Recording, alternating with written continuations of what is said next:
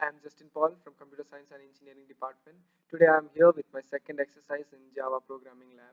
So in the second exercise I have been told to do the implementation of arrays, and I have been given 5 questions and some additional exercise. Today I will be just doing the 5 exercises that is given. Additional exercise I'll be doing it afterwards. So for the first question, it is given that write a Java program to print summation of odd numbers and even numbers in an array. That is, I need to declare an array and then get elements for that array, and then whatever odd elements are there, I need to print the sum of the odd numbers separate and the sum of even numbers are separate. So let me go to the NetBeans. This is the program for array of sum. So here, for taking the input, I have declared this import java.util.scanner, and then in a class array of sum, inside that public static void main string arguments. uh, this already I have explained. This is the syntax for writing the Java program, and then I have declared three variables: I, sum of if, sum of odd. That is, sum if is sum of even numbers, the sum of odd is sum of odd numbers, and I have initialized it as 0 because after adding I can store it in this. So after that I have declared an array. Int array is equal to new int of 5. That is, the size of array I have declared as 5, and then using scanner s is equal to new scanner system.int. This helps me to take the input from the user. Now system.out.println, I am asking the user to enter the array elements. So again, here I have used a for loop, and using for loop I am taking the input from the user. That is, a of I is equal to s dot next int. This is the way to take input if it's an integer, that is next int. If it's a float, we need to take as next float. Now after that, again system.out.println, the array elements are, now I am displaying the array elements which are present in the array. And then after that, again a for loop which starts from I is equal to 0 till 5, and then inside that loop I am checking a of I mod 2 is equal to 0 or not. That is, this is the condition which helps us to check whether a number is odd or even, right? So it will divide by 2, and if the remainder is 0, that means it's an even number, or else it's an odd number. So if it's dividing by 2, then sum of if plus is equal to a of I. That is, that number will be added to the sum of f. Since we have initialized it as 0, now 0 plus that number will update the value of sum of if. And then if it's not divisible, then we will add that number to sum odd. Now after that, I am printing the sum of even numbers are this and the sum of odd numbers are this. So I'll run this program.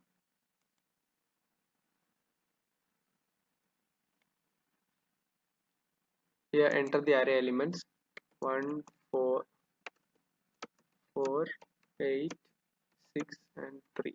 5 elements. Now you can see the array elements are this and the sum of even numbers, that is 8 plus 6 is 14, 14 plus 4 is 18. That sum of even numbers we got as 18, and then two odd numbers are there, 3 and 1, so sum of odd numbers are 4. Now my next program is to write a Java program to merge two arrays into a third array. That is, I need two arrays, and then in the third array I should show the merged array. So here again import java.util.scanner, then public class merge r, public static void main string arguments. Then here I have declared a variable I, and then here I have declared initialize three arrays, because two arrays I need to get, and the third one should be the merging of second and third array. So I have taken three arrays, and then I have declared the first and second array of size 5, and the third one as array of 10, because that two need to be merged and 5 plus 5 will be 10. So the third one's array size will be 10. Now here again I have the scanner class, scanner s is equal to new scanner system.in, to help me, it will help me to take the input from the user. Now system.out.println, I am asking the user to enter the first array elements. Here inside the for loop I am getting the input from the user for the first array elements. In the second array elements also I am taking the input as bi is equal to s dot next int. After that I have taken another for loop in which starts from I is equal to 0 to I less than 5, and what I am doing is the first array, that is a of i's values, I am passing it to c of I. Okay, and then again I have taken another variable j, and it starts from j is equal to 0, I is equal to 5, because till 5 we have already passed the elements of a of I.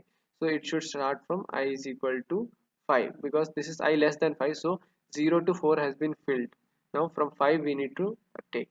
So I is equal to 5, I less than 10, j plus plus I plus plus.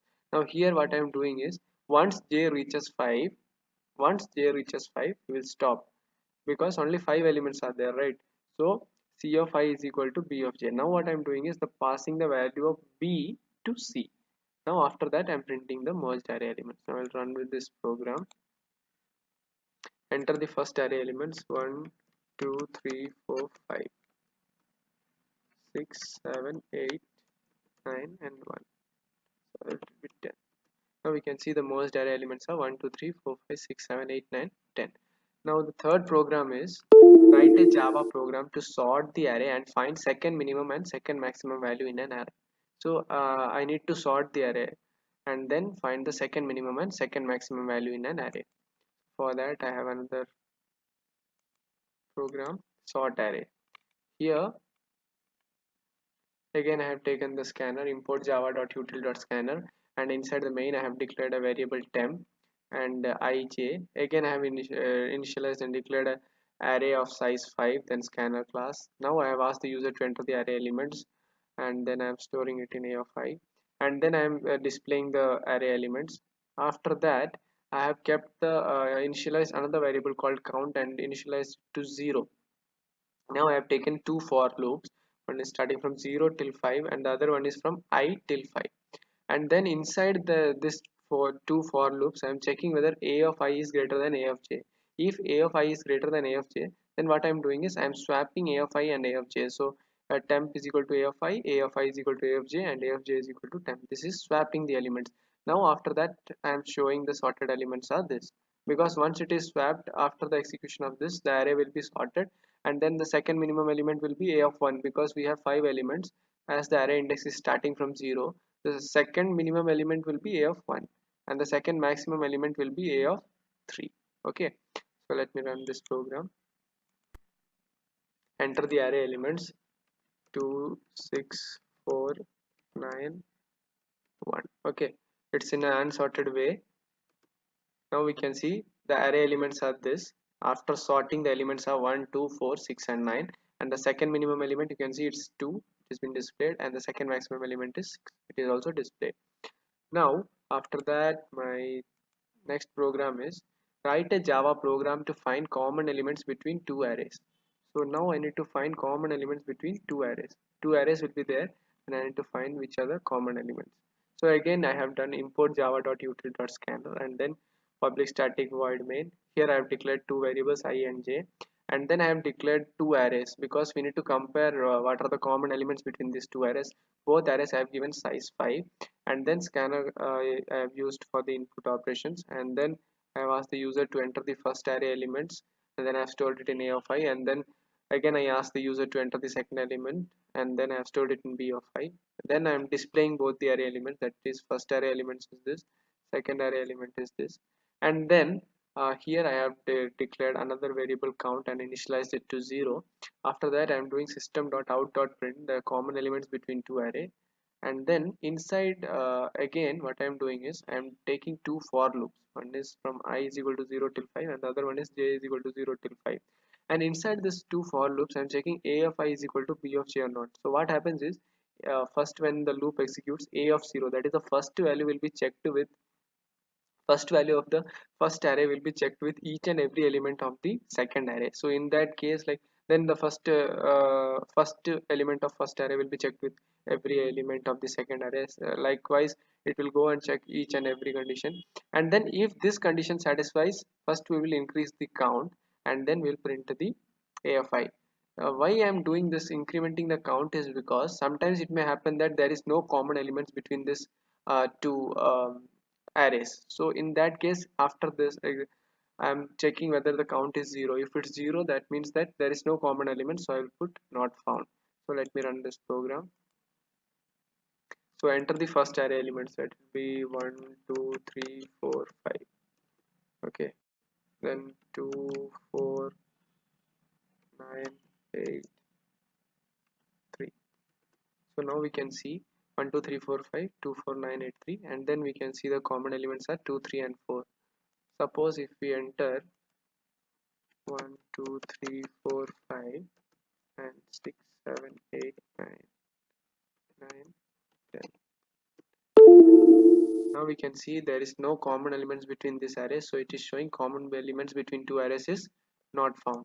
Now the last program is I need to find the sum of the diagonal of matrix. So for that also I have created a program. Now again here again I have used the java.util.scanner, and then inside public static void main I have used the scanner and then created object scanner for the input operations, and then I've taken two variables rows and columns to get the like how many array, the size of the array, right? So I have asked the user enter number of rows and enter number of columns. According to the input given, I have created the rows and columns, and then again inside that I have taken two for loops, and then I'm asking the user to enter the elements. After that, I am declaring another four variables kj, and then I have initialized two variables sum1 and sum2 is equal to 0. After that, I have initialized two for loops. One is j is equal to 0, and then j less than a dot length. What this a dot length will do is it will check the size, and then it will put it here. Like a dot length means it will show the array size of the array a array.